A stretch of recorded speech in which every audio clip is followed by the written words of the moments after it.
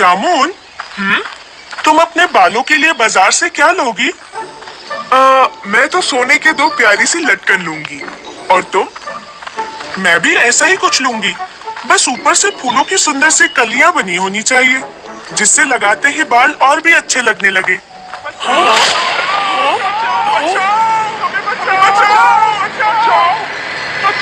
जामुन, ये शोर तो मंदिर की ओर से आ रहा है। चलते देखते हैं।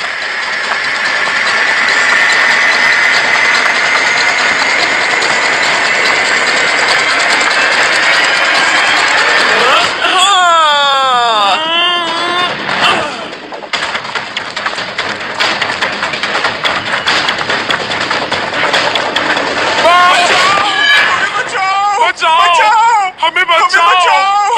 बचाओ!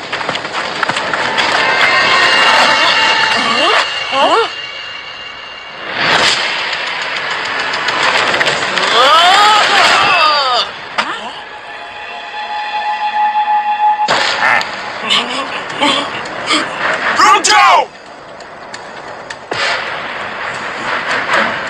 तुम इस प्रकार महिलाओं को बंदी क्यों बना रहे हो? छोड़ दो इन्हें।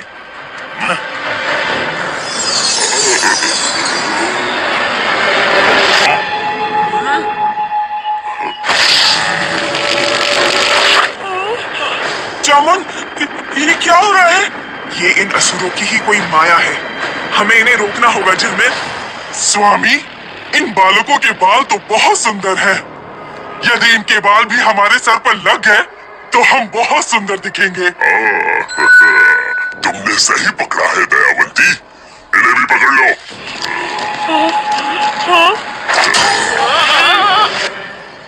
हम बाल हनुमान के मित्र हैं। हम अत्याचार को नहीं, अत्याचारी को ही तोड़ डालते हैं।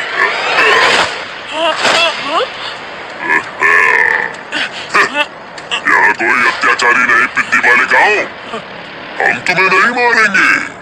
हमें केवल तुम्हारे बाल चाहिए। अपनी इच्छा से दोगी तो ठीक, अन्यथा तुम दोनों का मुंडन होगा। मुंडन? परंतु क्यों? क्योंकि हम तुम सबके बाल अपने सर पर लगाकर बालों वाले असुर बनना चाहते हैं।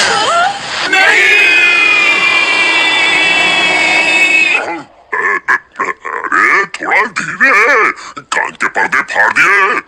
बाल हनुमान, बचाओ हमें!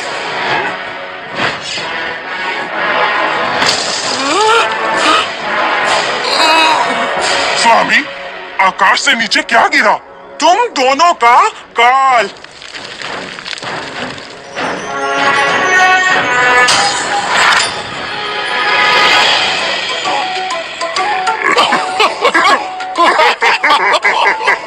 सोचा पहाड़ था, आए चूहे।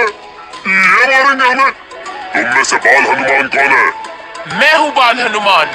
ये मेरे मित्र बाला और भोलू, और जिन्हें तुमने पकड़ रखा है वो दाई वाली झिलमिल और बाई वाली जामवती, जिसे हम प्यार से जामुन कहते हैं। बस असुर जी, इसके आगे की बातचीत हम यहाँ का हाल समाचार समझने के बाद ही करेंगे। तो क्या हो रहा है यहाँ बाला, बताओ तो। बाल हनुमान, इन टकला और टकली को देखकर तो लगता है कि ये दोनों भाई बहन हैं, और ये पिद्दी, हम पति पत्नी हैं, जो तुम्हें। असुर जी, अभी हमारी बात पूरी नहीं हुई। बोलो, आगे की कहानी तुम बताओ। बाल हनुमान, इनके टकलों को देखते हुए जिस प्रकार इन्होंने केवल महिलाओं के साथ जामुन और झिलमिल को पकड़ा है, उससे यही लगता है कि ये असुर इन सब के लंबे बाल काटकर अपने सर पर लगाना चाहते हैं। कहा तो 100% सही है तूने पिद्दी, किंतु इससे अधिक कोई कुछ नहीं कह पाएगा। तुम्हें क्या लगता है कितनी पिटाई होगी इनकी? जितना अपना हनुमान चाहेगा झिलमिल, उतनी। मरने के लिए तैयार हो जाओ। पहले पकड़ तो लो।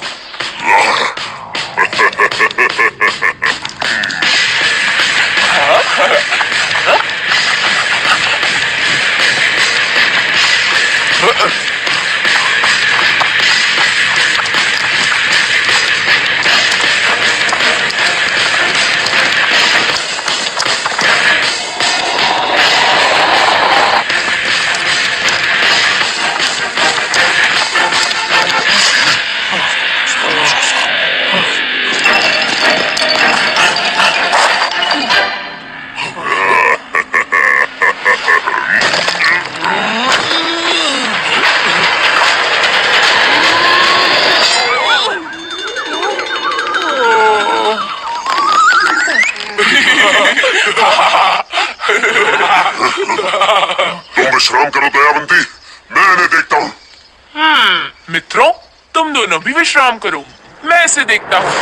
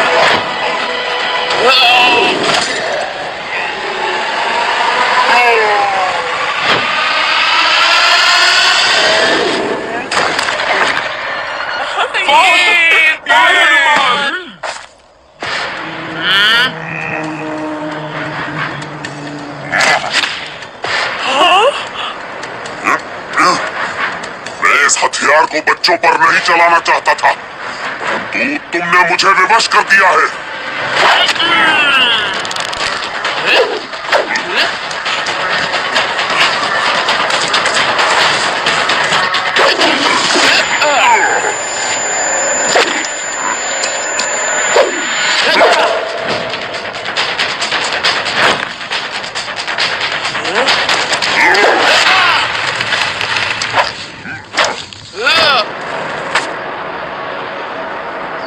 अपनी प्रवृत्ति के अनुसार तू जो कर रहा था असुर, वो समझ आता है, किंतु तुझे पेड़ को मारना नहीं चाहिए था।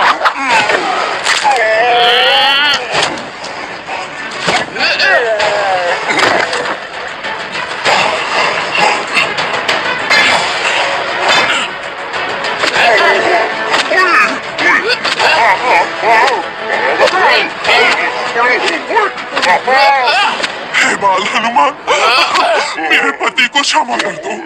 हम यहाँ से चले जाएंगे, किसी के बाल नहीं काटेंगे। इन्हें छोड़ दो, कृपया करके इन्हें छोड़ दो। अत्याचारी को मैं कभी नहीं छोड़ता, किंतु करुणा भरी प्रार्थना को अनसुना भी नहीं करता। इससे पहले मेरा विचार बदले, चले जाओ यहाँ से।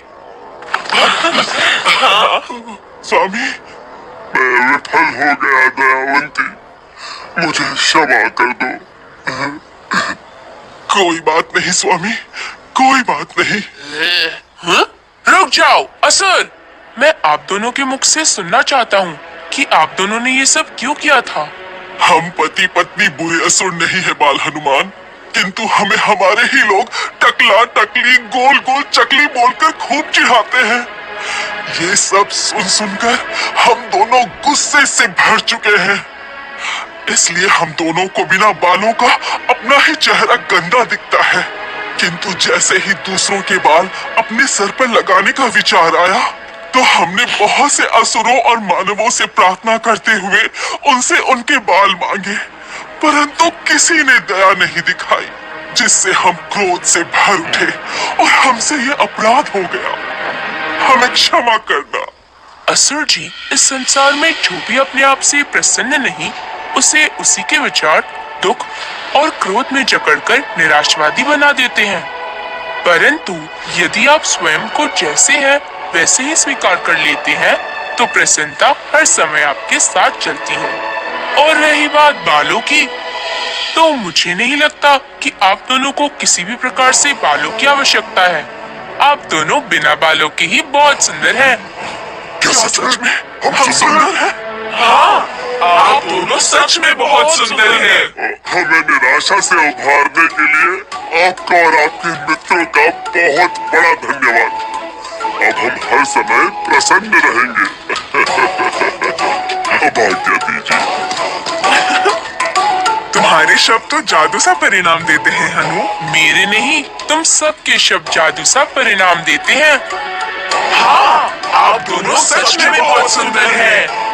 इतने भी सुंदर नहीं थे वो। हे हनु,